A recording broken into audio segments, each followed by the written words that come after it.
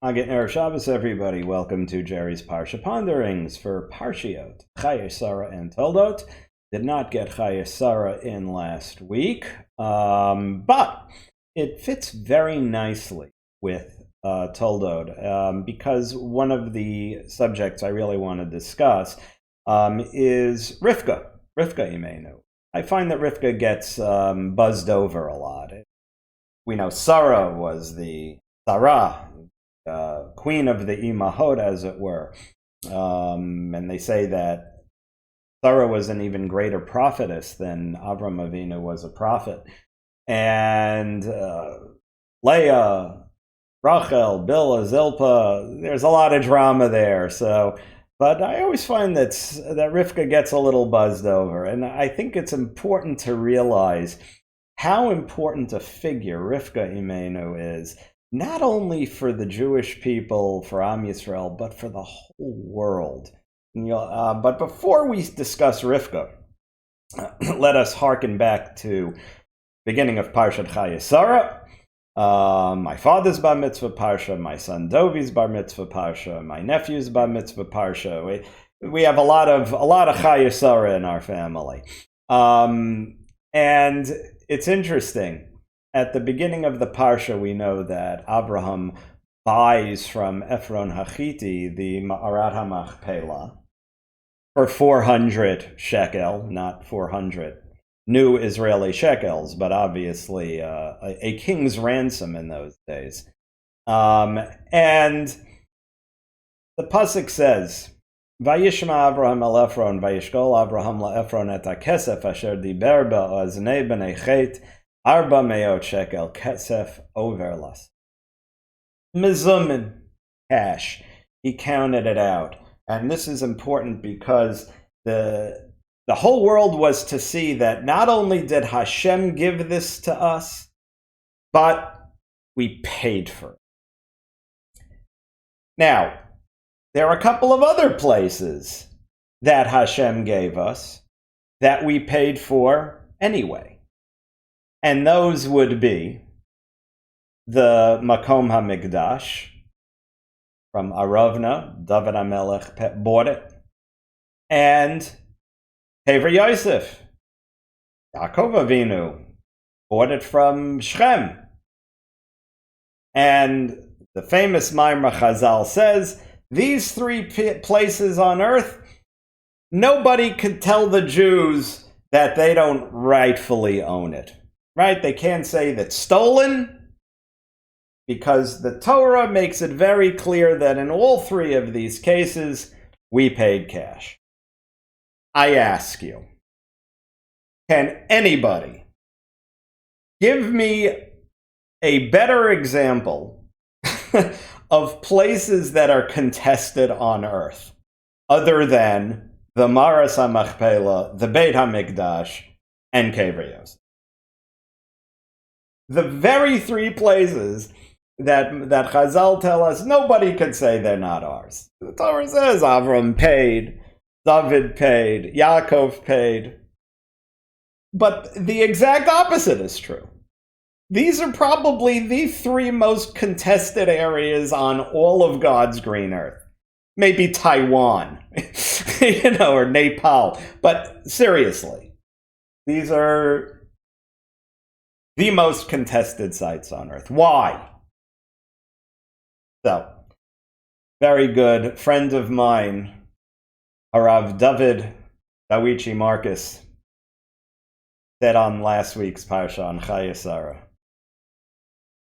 who told Avram to pay for it? Who gave these places to the Jewish people? None other than God himself. The big G, the force with the capital F. He told Avram Avinu, "L'cha etein et haaretz hazot, u'lezaracha ad olam, kum hitalech ba'aretz." We spoke about it 2 weeks ago. 3 weeks ago. Yet you're going to Ephron, and you're saying, no, I want to pay. Yaakov's telling Shechem, I want to pay.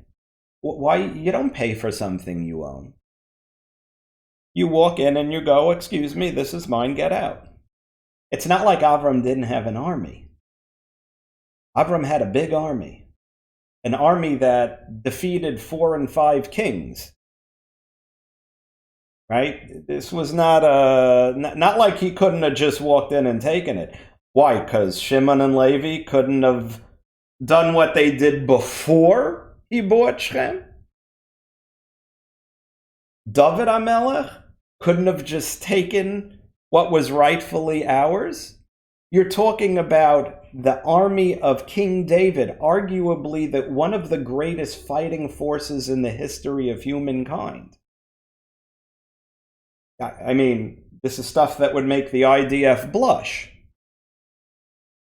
Are you kidding me? Rabbi Marcus, David says, yeah, all right, so we paid for it. But it doesn't mean we should have. And yet we see, despite the fact that we went through all this extra work to prove that it's ours, maybe we didn't need to do that. Maybe we just had to rely on HaKadosh Baruch Hu. Consider that for a moment, if you will. Now, on that note, if you remember, we spoke about a brit, a covenant that was made between Avimelech, who is once again shown here, and Avraham. Vayichrasu shnehem brit. And we know that right after that is when the challenge of the Akedah presented itself to us. Again, we've made peace treaties with foreign nations. We did not make... nowhere did God say it's a good idea to start making peace treaties inside Eretz Yisrael. Again, not yours to give away. Hashem gave it to you. God gave it to you. You don't make deals. Once again, in this week's Parsha, in Toldot, right? They have a big to-do with the wells, and then comes around Avimelech, and he says, I see that God is with you, I want to make a peace treaty. Right? So Yitzchak, being a man of peace, a good Jew, he says, fine. So we'll make a bris. Right? And they ate and they drank and they made a bris. What happens right after? Vayihi Esav ben Arbayim Shana, Vayikach Isha es Yehudis bas be'eri achiti v'es basmat bat elon achiti v'tihiena morat ruach liyitzchak u'lerivka. Wasn't good. Again, these are little hints that the Torah is telling us. It's not ours to give away. It's not ours. It is ours. It's ours by dint of the deed of HaKadosh Baruch Hu. It's not for us to give away that which is given and bequeathed to us by HaKadosh Baruch Hu. Just a few little pointers I wanted. So now let's move on. Let's move on to Rivka. Who is Rivka? Rivka was the quintessential Balas Tshuva. Right? She came from the house of Besuel, of Lavan.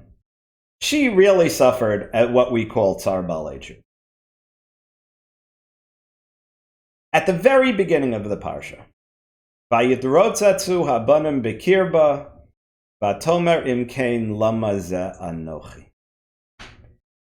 The twins, Yaakov and Esav, were fighting within her. And she says, lama ze anochi.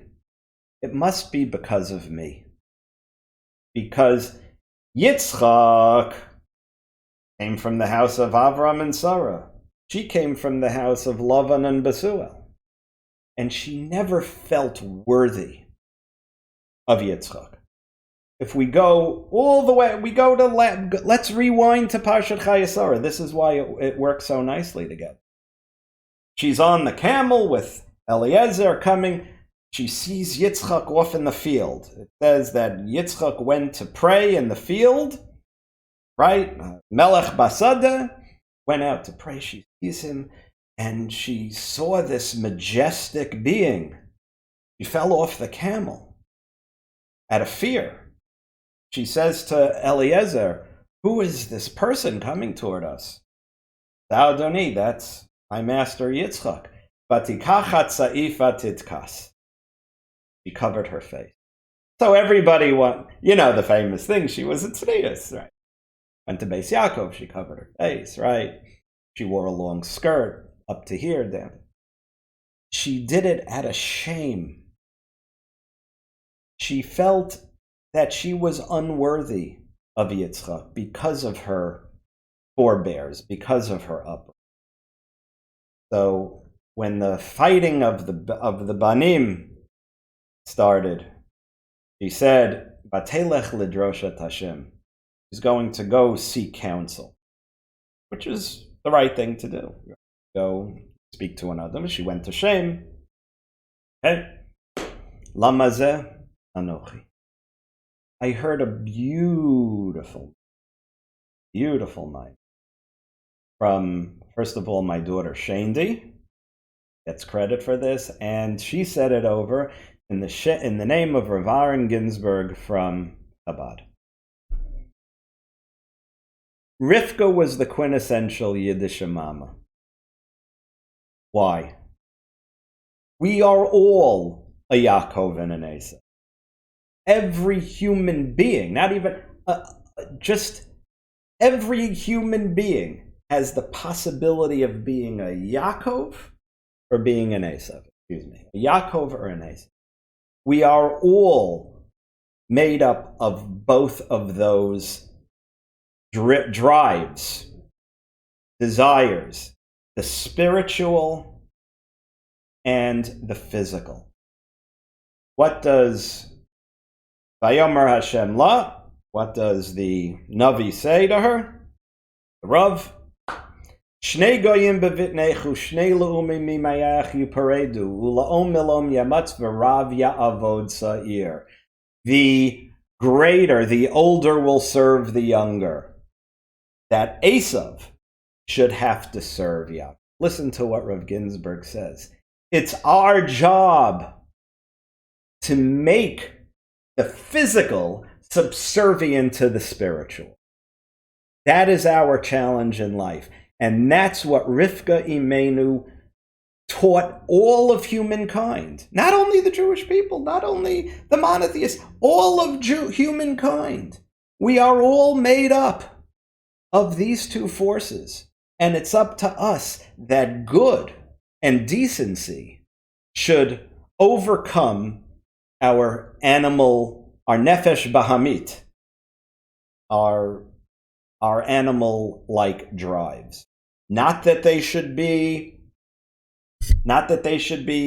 put away in any sense or negated, but they should be used in the service of HaKadosh Baruch Hu. So, now, fast forward to this week's spot, or later in this week. What happens?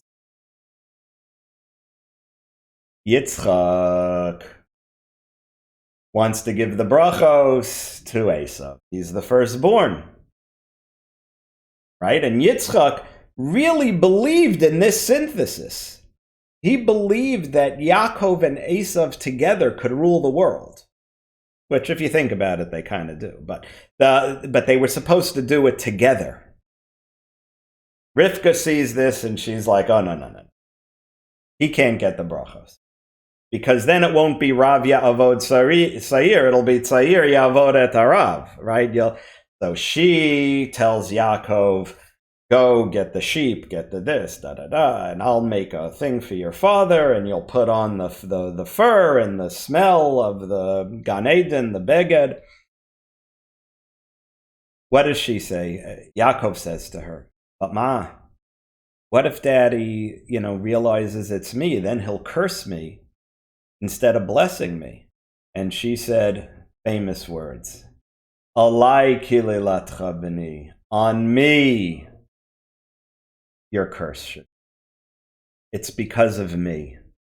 It's because I didn't come from the same background as your father Yitzchak.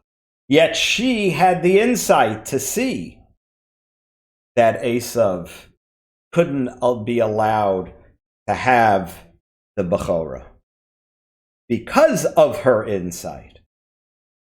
And she was the one who realized. But ultimately, the fact that Esav cried, and it has brought a lot of pain to the world.